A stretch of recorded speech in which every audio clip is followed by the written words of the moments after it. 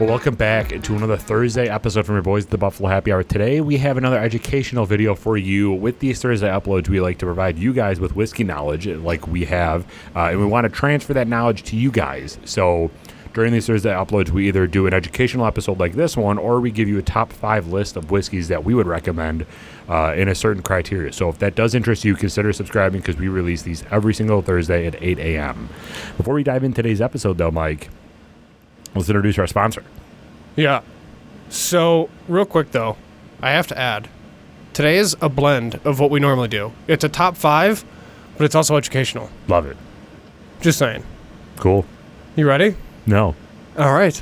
Today's sponsor.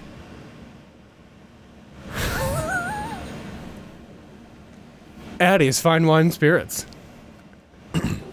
They're your favorite, man. Yep, that's it. All right. So this. All right. See you later. All right. So no. We're only kidding. We have a partnership, not really a sponsorship, with Addie's Fine Wine and Spirits, located on Transit Road in Williamsville. They have an incredibly large selection of wine, spirits, rum, vodkas, Scotch, bourbon, rye, Irish, foreign countries. It really doesn't matter. They have it. And then they also have a staff that's extremely knowledgeable, very professional and nice. And they have a in-house wine sommelier, a ton of different events going on, a huge tasting room, and one of the best selections within Western New York.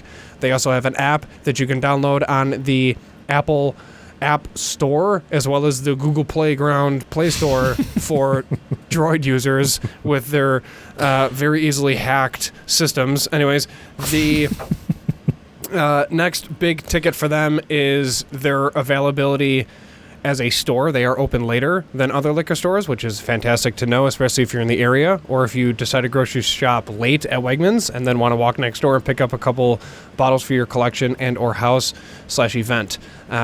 They just have a great selection for you. Yeah. So download their app and stay tuned for our Wednesday whiskey reviews because every week they also offer our listeners a 10% discount on the whiskey or product that we reviewed that week. So if that does interest you as well, go to our Wednesday whiskey reviews, download their app, and enter code BHH at checkout if you want the whiskey that we reviewed that week. So today's top 5 is educational, quick, short, brief, to the point, and educational.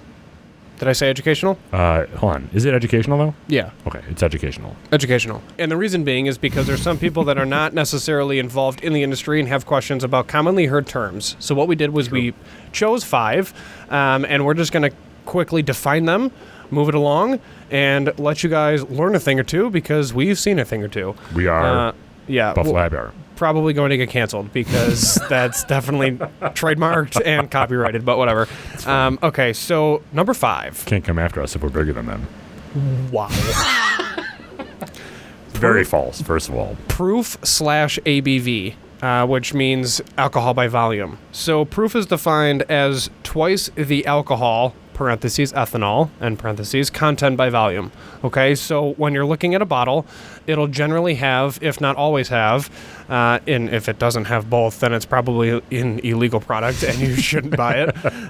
But what you'll see is you'll have ABV on the bottom. Some people like to say, oh, this is 57% alcohol. And then when they break it down, they realize that that's, you have to double it. So about 116, 117 proof alcohol. So when you're shopping, like we've said in previous videos, most people like to have their products around a specific range of proof. As your palate develops and changes, then you're generally going to increase in proof and or ABV percentage. So easy math for you. If it's 50% alcohol, it's 100 proof whiskey. If it's 120 proof, then it's about 60% alcohol. So just keep that in mind, but that is number 5. If you have any more questions on proof or how proof affects your taste, I will throw a link up here to our video that we did for Proof Points Explained and how you need to know your proof. So if that's something that you're interested, also click the card right up here, and it'll take you to that video so you can learn even more on that topic. Number 4, mash bill.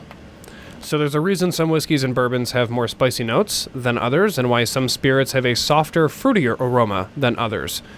All of that is dictated by the mash bill, or the mix of grains that are used in the production process. We could spend 30 years talking about mash bill specifically. However, that is what mash bill is. It is the specific grain percentage breakdown used to make said spirit.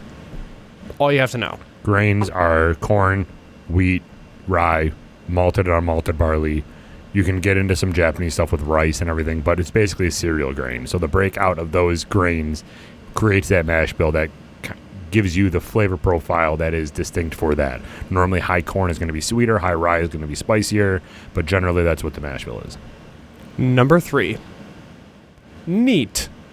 Neat means that a spirit is directly poured into a glass. There's no ice, there's no stirs, there's no nonsense. You take said spirit, you pour it into said glass, and you drink it. Responsibly, of course, but that is neat. So if you're ever at the bar and you want to try something and you want to order like a gentleman, you say, may I have a blah, blah, blah, blah, blah, double neat, please. They pour it into a glass, you sip it responsibly, and you enjoy all of the benefits and tasting profiles of whatever spirit you chose to consume and pay for at that said time. Additionally, with neat, you can also say that you want it on the rocks, which means you want it on ice. And we also did a video on that about whiskey etiquette and how to order at a bar. So again, if you want more information on that specific topic, you can go right here and click on that to hear more about whiskey etiquette and how to order. Number 2, straight bourbon. You see this a lot on labels. You'll see Kentucky straight bourbon. Basically, what that means is that under New York... Under what? I'm trying to speak. Under United States law, straight bourbon is whiskey that meets all of the above requirements of bourbon, but is aged for a minimum of 2 years. Okay? That's it. Don't overcomplicate it. Don't think too much about it. Straight bourbon means it's bourbon, but it was aged for 2 years. Correct. Straight doesn't mean without ice. So if you're going to a bar and you're going to order bourbon straight, doesn't make sense. So like Mike was saying, it has to be aged for at least 2 years. The other whiskey requirements that make a whiskey a whiskey. The bartender's like, all right, I'll see you in 2 years. Yeah, seriously. All right. Come back when you have aged a little bit longer. But yeah, so that's what makes bourbon straight, is that it's been aged for 2 years. It doesn't matter where it's aged, so it's not specific to Kentucky or a different state. If it's considered straight bourbon, it has to be aged for 2 years minimum. Number 1, peat. I'm going to be extremely brief on this because I know that this magical word makes Derek all excited, hot, and bothered, and happy inside. However, peat is a brown, soil-like deposit found in Scotland that consists of decomposed vegetation. Okay? Right there just gets me all goosey. It's basically a naturally occurring compost pile, except it's also a non-renewable fossil fuel. The Scots use this peat as fuel for their fires to roast grains, like mentioned above with mash bills, to make malt. As the grains are roasted, they absorb the smoke and flavor of the peat. That is the flavor most commonly associated with the highly coveted Islay Scotches. So just keep that in mind. That is peat. So when you watch our videos and we review Scotch, we're mentioning this is very peaty. That's why. Mm-hmm. They literally set it on fire while they're making Scotch.